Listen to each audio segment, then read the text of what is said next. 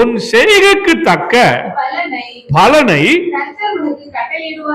கர்த்தர் உனக்கு கட்டளையிடுவாராக. இஸ்ரவேலின் தேவனாகிய கர்த்தருடைய செட்டைகளின் கீழ் அடைக்கலமாய் வந்த உனக்கு அவராலே நிறைவான பலன் கிடைப்பதாக. ரொம்ப அருமையான ஒரு வாசகம். இது யார் சொல்றார்? போவாஸ் சொல்லுகிறார். யாருக்கு சொல்லுகிறார்? ரூத்துக்கு சொல்லுகிறார். கவனிங்க, ரொம்ப அருமையான ஒரு வாழ்த்துகிற ஒரு செய்தி. இதுல ஒரு லைனை மாத்திரம் நான் எடுத்து இன்னைக்கு உங்களுக்கு ஏதாவது சொல்லி கொடுத்துட்டு போக ஆசைப்படுகிறேன். என்ன சொல்றாரு? இஸ்ரவேலின் தேவனாகி கர்த்தருடைய சேட்டைகளின் கீழ். அததான் இன்னைக்கு அண்டர்லைன் பண்ணீங்க. சேட்டைகளின் கீழ், கர்த்தருடைய செட்டைகளின் கீழ். அது என்ன கர்த்தருடைய செட்டைகள் என்று சொன்னால் என்ன? சும்மா சொல்லுங்க. கர்த்தருடைய செட்டைகள் என்ன? விங்ஸ் ஆங்கிலத்தில் போட்டுக்கிறாங்க. இறகுகள். Very good. ரக்கை. செட்டைகள்னா இறக்கை. Very good. அப்புறம் ஆங்கிலத்தில் அப்படிதான் சொல்லுங்க. Under wings you have come for refuge தான் போட்டிருக்காங்க. விங்ஸ் என்ற வார்த்தையை பயன்படுத்திருக்கிறத நான் பார்க்கிறேன். The shadow of his wings. செட்டைகளின் நிழல் என்று சொன்னால் என்ன? இது ஒரு ஆழமான எபிரேய உருவகமாக இருக்கிறது. Hebrew metaphor. ஒரு டீப் மீனிங்கை சொல்லும்படியாக எபிரேயர்கள் இதை ஒரு உருவகமாக இதை பயன்படுத்துகிறதை நான் பார்க்கிறேன். ஒரு இந்த விங்ஸ் சொல்றேன்ல, இப்ப சொன்னீங்கல்ல, இறகு இல்ல ரக்கன்னு சொன்னீங்கல்ல, அந்த விங்ஸுக்கு எபிரேயத்துல ஒரு வார்த்தை இருக்கு. எப்பவுமே எபிரேய வார்த்தைகளை எடுத்தா தான் நிறைய புது புது தகவலை தெரிந்து கொள்ள முடிகிறது. இந்த எபிரேய வார்த்தை KANAPH, கனப் அப்படின்னு ஒரு வார்த்தை. என்னதுங்க? KANAPH, கனப் அப்படின்ற ஒரு வார்த்தை. இந்த கனப் என்ற வார்த்தை விங்ஸ்ன்றதுக்கு பயன்படுத்தியிருக்காங்க. அதனுடைய பொருள் என்னவாக இருக்கிறது என்று பார்க்கிற பொழுது, நீங்க சொன்ன மாதிரி பேர்ட்ஸோட விங்ஸ் என்ற ஒரு வார்த்தை, ஒரு அர்த்தமோ அதில் இருக்கிறது. பறவைகளுடைய இறக்கை என்கிற ஒரு பொருளும் இருக்கிறது. இன்னொரு ஒரு பொருள் இருக்கிறது, பாதுகாப்பு என்கிற ஒரு பொருள் இருக்கிறது, புரொடெக்ஷன்.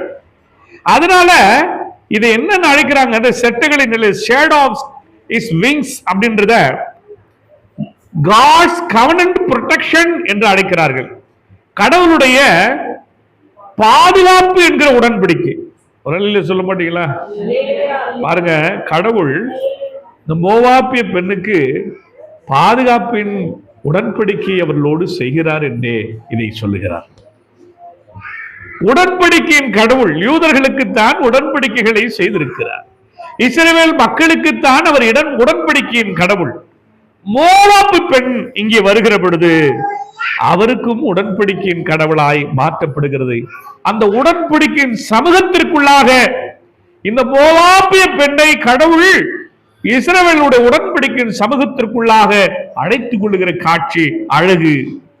ஆக இது கவனன்ட் புரொடெக்ஷன்.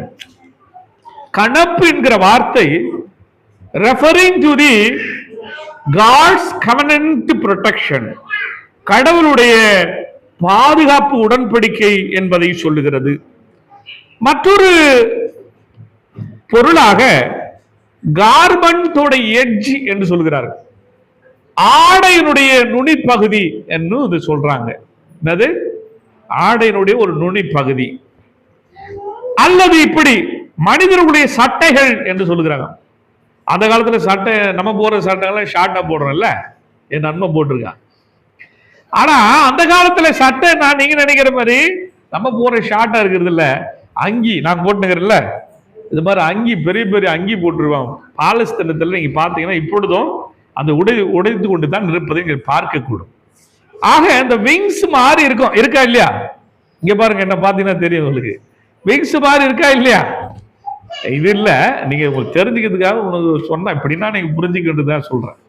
கடவுளுடைய செட்டை இதுதான், அவருடைய செட்டைகளில் வருவதாக, அதாவது மனிதர்களுடைய அங்கிகளை குறிக்கிறது என்று சொல்லுகிறார்கள். இதுல நிழல் என்பது ஷேடோ, நிழல் என்பது மிக முக்கியமானது. இந்த நிழல் என்பதை எபிரேயத்துல TSEL அப்படின்னு சொல்றாங்க. TSEL செல் அப்படின்னு இட்ஸ் செல் அப்படின்னு சொல்லலாம். அப்படின்னு சொன்னா கடவுளுடைய பாதுகாப்பு, காட்ஸ் ப்ரொடெக்ஷன். நிழல் என்பது கடவுளுடைய பாதுகாப்பு என்பதை குறிக்கிறது. கடவுளுடைய சாயல் என்பதை குறிக்கிறது. ஒரு சாயல். அப்போ கடவுளுடைய இமேஜையும் ரூத்துக்கு கடவுள் கொடுக்கிறார். அல்லேலூயா. அப்போ பெண்கள் எல்லாம் கடவுளுடைய சாயலாக இருக்கிறீர்கள். ரூத்துக்கு அப்படி ஒரு ஆசீர்வாதத்தை கடவுள் கொடுப்பதை நான் பார்க்கின்றேன். அப்ப அது பாதுகாப்பின் ஒரு அடையாளம், சாயல் என்கிற ஒரு அடையாளம். இதையெல்லாம் ரூத்துக்கு அந்த நிழல் என்பதை கடவுள் கொடுப்பதாக நான் பார்க்கிறேன். பாருங்க, சங்கீதம் 91:4 வசனத்துல கூட அவர் தமது சிறகுகளால் உன்னை மூடுவார் என்று இருக்குது. ஆமா, இப்ப நமக்கு வந்து சட்டைகள் பார்க்கிறோம்ல, சிறகுகள் சொன்னல, அவர் தமது சிறகுகளால் உன்னை மூடுவார், உமது சேட்டைகளின் நிழலிலே மனிதர்கள் அடைக்கலம் புகுவார். 36:7 இருக்கு. அப்புறம் சங்கீதம் 17:8 உமது சேட்டைகளின் நிழலில் என்னை மறைத்தருளும் அப்படின்னு வசனம் இருக்கு. அப்ப நிழல் என்பது இங்கே மறைவு என்றும் எடுத்துக்கொள்றாங்க. அப்ப கடவுளுடைய நிழல்ல நாம் மறைந்து கொள்வது என்பதாகவும் பார்க்கப்படுகிறது. இந்த கவனன்ட் தியாலஜி என்று ஒன்று இருக்கிறது. கவனன்ட் தியாலஜி அப்படின்னா உடன்படிக்கை இறையியல். அது என்ன சொல்லுதுன்னா, இந்த விங்ஸ் இருக்குல்ல, இந்த விங்ஸ் என்றது கவனன்ட் ஃபெய்த்ஃபுல்னஸ் என்று அழைக்கின்றார்கள். உடன்படிக்கையின் உண்மைத்துவம், நாம் உடன்படிக்கையில் உண்மையாய் இருத்தல் என்று சொல்லுகிறது. ரூத்து ஒரு மோவாபி பெண்ணா இருக்கிறதுனால இந்த கவனன்ட் கம்யூனிட்டிக்குள்ள கடவுள் உண்மையோடு கூட சேர்ப்பதை இந்த கவனன்ட் தியாலஜி எடுத்துரைப்பதாக நான் பார்க்கிறேன். இன்னொரு தியாலஜி ரெஃப்யூஜ் தியாலஜி என்று அழைக்கிறார்கள். அது அடைக்கலம் என்ற கருத்தை எப்படி சொல்லுதுன்னா, ஹீப்ருல ஒரு வார்த்தை இருக்குது, CHASAH. அது எப்படி சொன்னா காஷா அப்படின்னு சொல்லலாம். அப்படின்னா ஷெல்டர்னு ஒரு வார்த்தை. ஷெல்டர்னா உறைவிடம். ட்ரூத் என்கிற வார்த்தை உண்மை என்ற வார்த்தையை சொல்லுகிறது.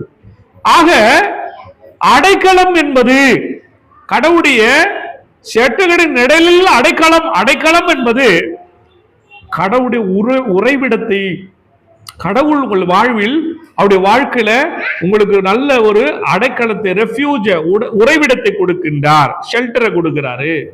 அவரை உண்மையுள்ள கடவுள், ட்ரூத்ஃபுல் காட் என்பதை அதை எடுத்துருவதாக்காது. அப்போ கடவுள் அரசராக பாதுகாப்பு அளிப்பவராக இருக்கிறார். அதுதான் அதோட மீனிங், அடைக்கலம் என்பது. அதான் ரெஃப்யூஜ் தியாலஜி நமக்கு சொல்லுகிற செய்தி. ஜான் பீட்டர் என்று சொல்லப்படுகிற ஒரு இறையியலாளர் இதை சொல்றாரு. காட்ஸ் விங்ஸ் அப்படின்றத கிரைஸ்ட் சென்டர் ரிடம்ஷன் அப்படின்னு சொல்றாரு. அவர் முன்னறிவிக்கின்றார். கிரைஸ்ட் சென்டர் ரிடம்ஷன், கிறிஸ்துவை மையமாக கொண்ட ஒரு ரட்சிப்பு பயணம் அல்லது விடுதலை பயணம். விங்ஸ் என்றது அதுதான் அப்படின்னு ஜான் பீட்டர் என்று சொல்லப்படுகிற இறையியலாளர் குறித்து சொல்கிறார்.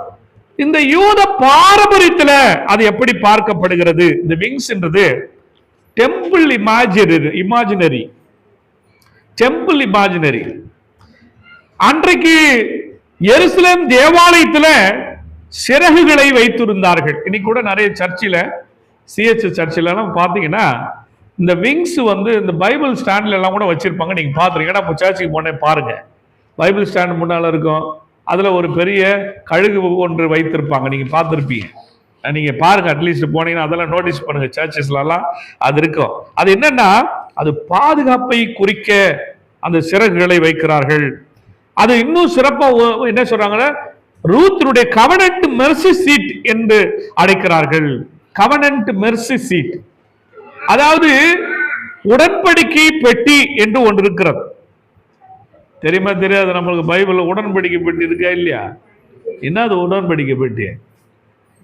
கடவுள் நம்மோடு ஏற்படுத்தின உடன்படிக்கையை அல்லது அந்த கட்டளைகளை அந்த உடன்படிக்கை பெட்டியில வைத்து அவர்கள் அதை கடவுள் அவர்களோடு இருக்கிறார் என்கிற ஒரு கடவுள் அவர்கள் ஏற்படுத்துற உடன்படிக்கை அந்த உடனே எடுத்துக்கிட்டே போவாங்க. போகிற இடங்களுக்கெல்லாம் அதை எடுத்து கடவுள் அவங்க கூட இருக்கிறார்னு அவங்களுடைய மகிமை அவர்களோடு இருப்பதாக அது எண்ணப்பட்டது. அப்போ அந்த கவனன்ட் பாக்ஸ் இருக்குல்ல, அந்த பெட்டி இருக்குல்ல, அதுக்கு மேல ஒரு மெர்சி சீட் என்று ஒன்று இருக்கிறது. அத கப்போரேட் அப்படின்னு சொல்லுவாங்க.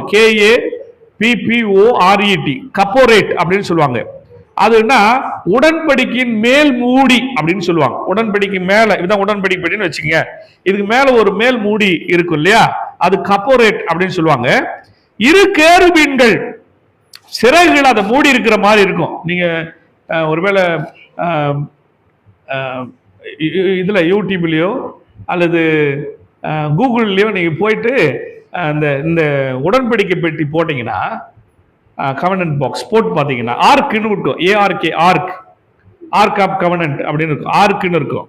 அது போட்டு பார்த்தீங்கன்னா இது மாதிரி ஒரு பெட்டி மாதிரி வச்சு அதுக்கு மேல 2 விங்ஸ் இருக்கிற மாதிரி அது இருக்கும். அந்த படத்தை நீங்க பார்க்க ஒரு இல்லைன்னா நீங்க சர்வீஸ் முடிஞ்சு கூட வாங்க, நான் உங்களுக்கு அது காட்டுறேன். அது அழகா இருக்கும்.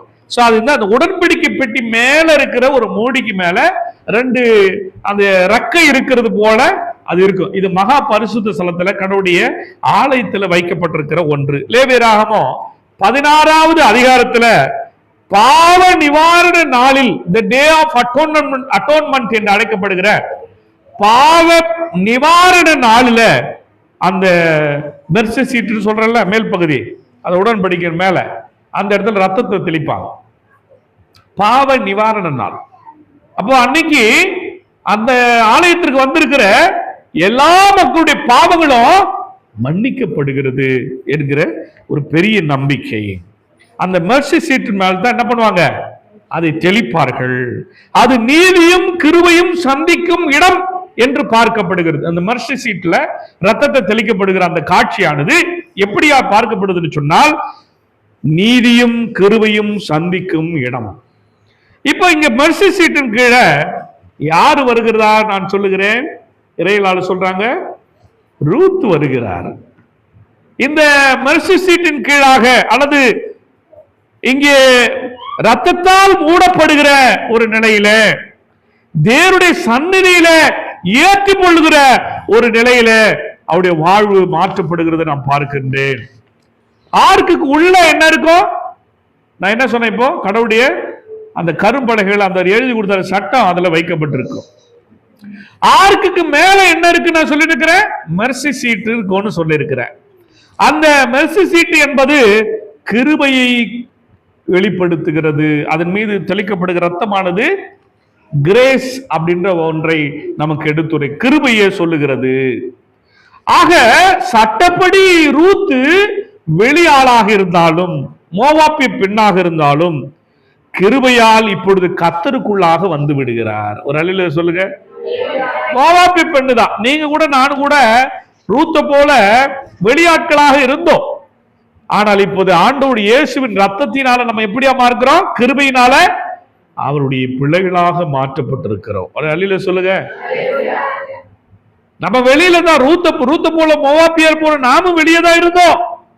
இந்த மெர்சி சீட் என்று சொல்லப்படுகிற இயேசு கிறிஸ்து இப்ப மெர்சி சீட் யாரு நமக்கு, Jesus is our mercy seat. அவர் உங்களுக்காக எனக்காக ரத்தத்தை சிந்தி உங்களை என்னையோ வெளியில் இருந்த நம்ம சட்டத்திற்கு வெளியே இருந்த நம்ம கிருபைக்குள்ளாக கர்த்தர் நம்மை கொண்டு வந்து விட்டார். ஆக இங்க அட்டோன்மென்ட் தியாலஜி சொல்லுகிறது, mercy seat is Christ. இயேசு கிறிஸ்து தான் இந்த mercy seat என்று சொல்லப்படுகிற ஒன்றாக இருக்கிறது. இன்னும் ஒரு சிறப்பு, மத்தேயு 1வது அதிகாரத்துல 5வது அதிகாரத்துல இந்த ரூத்த அந்த கிருபை எப்படி அழைத்து வந்திருக்கிறது என்கிற வரலாறு பதிவு செய்திருக்கிறாங்க. தயவு செய்து படிங்க அந்த வசனத்தை. ரூத்து அவர் எப்படியாய் இந்த mercy seat கடவுளுடைய ரத்தம் தெளிக்கப்பட்ட ஒரு நிலையில கடவுளுடைய மகளா அழைக்கப்பட்டிருக்கிறாரு அப்படின்றதுக்கு இங்க 1வது அதிகாரத்துல மேத்யூ 5:1-5 நீங்க படிச்சு பாருங்க. இருக்கா?